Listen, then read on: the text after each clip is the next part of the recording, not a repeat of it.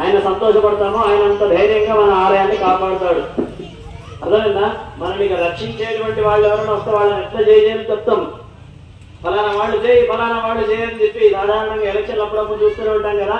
ఇప్పుడు నిరంతరం రక్షించేటువంటి ఆ ఆలయాన్ని రక్షించేటువంటి వాస్తుపురుషుడు అన్నమాట. ఆయనకి ఇంకా ఎంత సంతోషంగా చెప్పాలి, చాలా సంతోషం. మీరు ఎంత చప్పట్లు పెట్టి సంతోషంగా ఉంటారో, మీ సంతోషాన్ని వ్యక్తపరుస్తారో ఆయన మన ఆలయాన్ని అంతగా కాపాడుతాడు.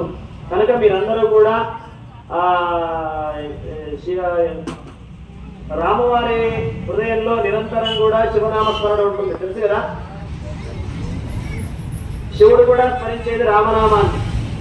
అందుకే నిరంతరం కూడా శివుడు మన గుర్తొచ్చేది ఎట్లా అంటే కళ్ళు మూసుకొని ధ్యానం చేసుకుంటూ ఉంటాడు. ఆయన కళ్ళు మూసుకొని రామనామం చెప్పిస్తూ ఉంటారట.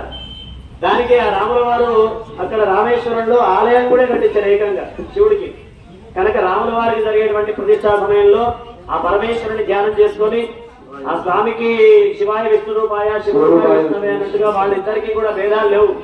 శివుడు విష్ణుమూర్తి ఇద్దరు కూడా ఒకటే, కానీ వాళ్ళని ఆరాధించే ప్రక్రియ మాత్రం వేరు.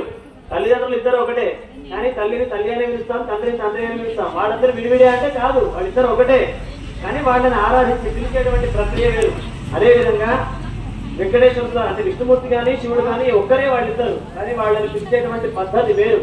కనుక ఇప్పుడు రాముడికి ఆలయంలో దృష్టికి సంబంధించినటువంటి వాస్తవం జరుగుతుంది కాబట్టి పరమేశ్వరుడిని ఇక్కడ పిలిచి ఆయనకి ఏది ఇష్టం అంటే సాధారణంగా ఏం చెప్తాం, శివుడికి ఏమి ఇష్టం అంటే నృత్యం, అంతేనా?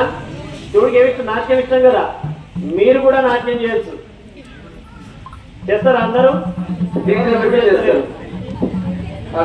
ప్రతిసారి చెప్తున్నాం కదా, జిప్పే కీర్తయ కేశవం మురరికం చేత